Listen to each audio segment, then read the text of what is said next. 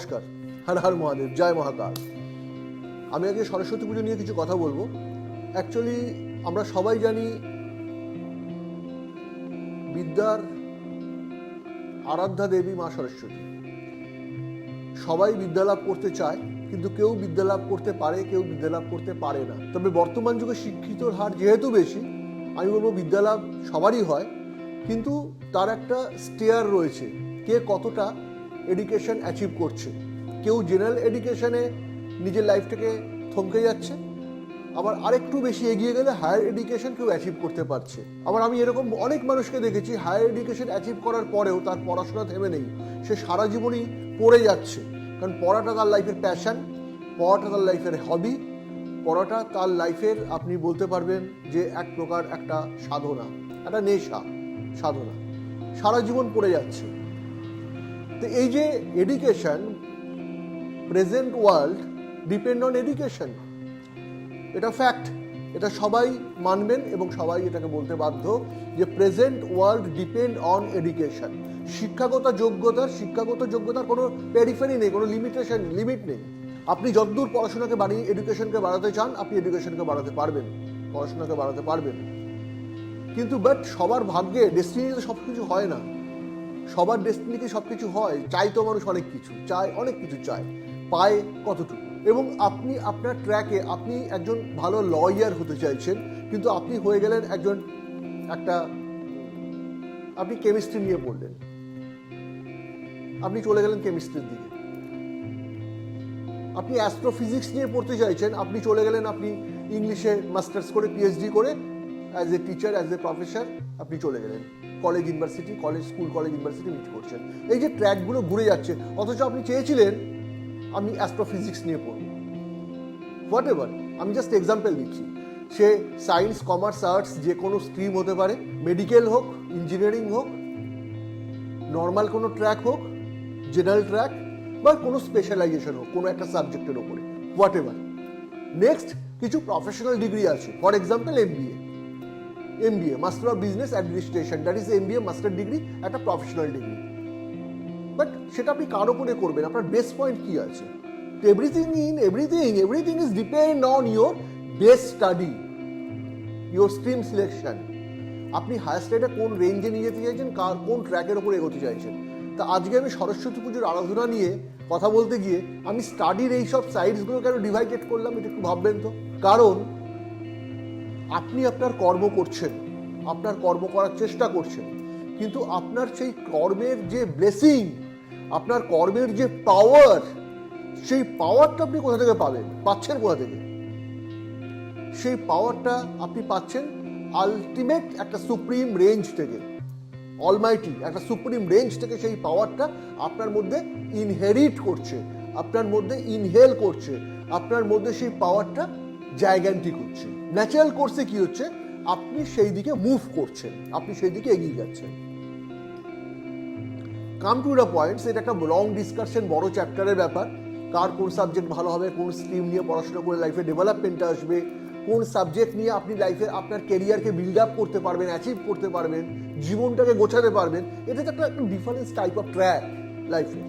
আমি এরকম প্রোগ্রাম এর আগে অনেক বছর ধরে করেছি টিভি চ্যানেলে, বিভিন্ন টিভি চ্যানেলে, কলকাতার মুখে বা আউট অফ কলকাতা। তো যাই হোক, আমি সেই জায়গায় আমি আসছি না। তা আমি যে জায়গাটা নিয়ে আজকে ডিসকাশন করছি, এই অ্যাস্ট্রো বাস্তু এই ইউটিউব চ্যানেলে, তো এই জায়গা থেকে সরস্বতী পুজো উপলক্ষে যে সাইড নিয়ে আপনারা কাজ করে যাবেন, সেটা হচ্ছে সবচেয়ে বড় কথা হচ্ছে জায়গাটার উপরে যেদিন সরস্বতী পুজোর দিন, এই যে বিশেষ তিথিটা, এই তিথিটাকে জীবনে কাজে লাগান। কীভাবে কাজে লাগাবেন আপনি এই জায়গাটাকে, কীভাবে এটাকে আপনি আপনার লাইফকে ইউটিলাইজ করবেন, এই আপনার লাইফে যেটা জায়গাটাকে ফোকাস করবেন, নিজের ডেভেলপমেন্টটাকে নিজে ডেকে আনবেন, ওয়েলকাম করবেন। তো ন্যাচারাল কোর্সে কী হচ্ছে, কোথায় সবচেয়ে আসল মোক্ষম অস্ত্রটা আমি বলে দিচ্ছি। এটা প্রত্যেকের উপকার হবে, অপকার কিছু হবে না, খারাপ ক্ষতি কিছু করবে না, বরং উপকার হবে। মোক্ষম অস্ত্র হচ্ছে ব্রহ্মকমল জোগাড় করার চেষ্টা করুন। এবার আপনি ভাবতে বসবেন আমি কোথা থেকে ব্রহ্মকমল জোগাড় করবো।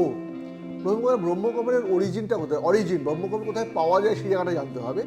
বাট আপনি আজকাল অনলাইনে অনেক কিছু পাওয়া যায়, দেখুন যদি সার্চ করে ব্রহ্মকমলকে পাওয়া যায় তো ব্রহ্মকমলকে আনিয়ে নিন। ব্রহ্মকমলের অরিজিনাল হচ্ছে high altitude Himalayan range. Kedarnath, বদ্রীনাথের পেছন দিকটা টুয়ার সাতপাল সারগারোহিনী, বদ্রীনাথের পেছন দিকটা, বদ্রীনারায়ণের পেছন দিকটা টুয়ার সাতপাল সারগারোহিনী যে রাস্তাটা, দ্যাট ইজ ব্রহ্মকমলের অরিজিন। হেমকান শাহী, ভ্যালি অফ ফ্লাওয়ার্স, তার যে ব্যাক সাইডের রেঞ্জটা ব্রহ্মকমলের অরিজিন, হাই হিমালয়ান রেঞ্জ যেগুলো বলে, সেই জায়গা থেকে যারা ব্রহ্মকমল বেড়াতে যায় মানুষ, সেখান থেকে ব্রহ্মকমল তপবন, গঙ্গোত্রী যমুনোত্রী তপবন, হাই আলটিমেট তপবনের পেছন দিকটা, দ্যাট ইজ ব্রহ্মকমলের অরিজিন। সেখানে স্বয়ং মা সরস্বতী, বাগদেবী তার মধ্যে অবস্থান করছেন। এই ব্রহ্মকমলকে কালেকশন করুন। দেখবেন অনেকের বাড়িতে আছেও, যারা বেড়াতে যায় ব্রহ্মকমলকে নিয়ে আসে বাড়িতে। মেবি যারা পাননি তারা কালেকশন করার চেষ্টা করুন, হাতে সময় রয়েছে সামান্য হলেও। ব্রহ্মকমলকে আপনার যে সেলফ গডের যে নাম্বার, সেই নাম্বার ওয়াইজ আপনি ব্রহ্মকমলকে প্রতিষ্ঠা করুন বাড়িতে, বিশেষ দিনে, মানে সরস্বতী পুজোর দিনে। আপনার সেলফ গড, ফর এক্সাম্পল, অনেকে ভাবতে বসবেন যে এই ব্যাপারটা কিরকম জটিলতা লাগছে, আমি জটিলতার মধ্যে আসতে চাইছি না, আমি জায়গাটাকে সিম্পল করে সরল করে দিচ্ছি। মেবি আপনার সেলফ গড হচ্ছে শিবা। শিবার নাম্বার কিন্তু হচ্ছে নাম্বার 1 হচ্ছে শিবার নাম্বার। একটি ব্রহ্মকমলে আপনার কাজ হয়ে যাবে। মেবি আপনার সেলফ গড বগলামুখী, দেবী শক্তির এক শক্তি বগলামুখী আপনার সেলফ গড, বাট বগলামুখীর কিন্তু নাম্বার হচ্ছে নাম্বার 9, তাহলে আপনার 9টা ব্রহ্মকমল লাগছে। তা আপনার সেলফ গডকে সেটা জানতে হবে। যদি আপনার সেলফ গড হচ্ছে বিষ্ণু হয়, শ্রী বিষ্ণু হন, তার নাম্বার কিন্তু নাম্বার 3 নাম্বার, তাহলে 3টে ব্রহ্মকমল আপনার লাগছে। তো এই জায়গাটাকে কিন্তু কানেকশনটাকে ম্যাচ করাতে হবে। Depend on connection, result depend on connection. এই কানেকশনটা ম্যাচ না করে আপনি যদি কোনো কাজ করতে যান, দেন আপনি কাজটা করলেন কিন্তু তার প্রপার রেজাল্ট আপনি আপনার লাইফে পেলেন না। এই জায়গাটা বোঝার চেষ্টা করবেন, সবচেয়ে আগে রিয়েলাইজ করবেন, বোঝার চেষ্টা করবেন জ্যোতির্ময় কি বলতে চাইছে। তাহলে আপনার সেলফ গডের যে নাম্বারটা, সেই নাম্বারের ওপর আপনি কিন্তু ফ্লাওয়ারটাকে সিলেক্ট করবেন, ব্রহ্মকমলকে সিলেক্ট করবেন, করে যেমন আপনি সরস্বতী পুজো করছেন ঠিক সেভাবে আপনি সরস্বতী পুজো করবেন। নীল সরস্বতী পুজো করলে যারা স্টুডেন্ট লাইফে রয়েছেন, তাদের নীল সরস্বতীর পুজো সবচেয়ে ভালো হয়। ব্রহ্মকমলকে প্রতিষ্ঠা করবেন, তার মধ্যে সরস্বতীর বীজ মন্ত্রকে স্থাপন করবেন। স্থাপন করে আপনি সেই দিনের তার নাম দিয়ে, গোত্র দিয়ে, যা যা রিচুয়ালসগুলো রয়েছে সেটা দিয়ে আপনি সেই কাজটা করুন। আপনার বাড়িতে নিজের মতো করে করুন, নিজের মতো করে করুন। আফটার সাম ডেজ বা তার এই বছর এবং তার পরের বছর যে এক্সামগুলো হবে, ইয়ারলি যে এক্সামগুলো, আপনি দেখুন তো ডেভেলপ কি করে করছে। এবং যেটা করবেন কাজটা, সেটা 3 দিন সেখান থেকে নড়াবেন না, সরাবেন না। আফটার 3 days, 72 ঘন্টা পরে ব্রহ্মকমলটা, সেই মা সরস্বতীর বীজ মন্ত্রে পুটিত ব্রহ্মকমলটা আপনি সবচেয়ে secure and safest place and pure প্লেসে খুব যত্ন করে একটা হলুদ কাপড় দিয়ে, নতুন কাপড় নেবেন, গঙ্গা জলে ধুয়ে নেবেন, কোনো ডিটারজেন্ট ইউজ করবেন না, মানে উইদাউট ডিটারজেন্ট, পেন শুকিয়ে ওটা মুড়ে নিয়ে একটা north east corner point or north, anyone pure and safest প্লেসে আপনি জায়গাটাকে রেখে দিন সুযত্ন করে। এভরি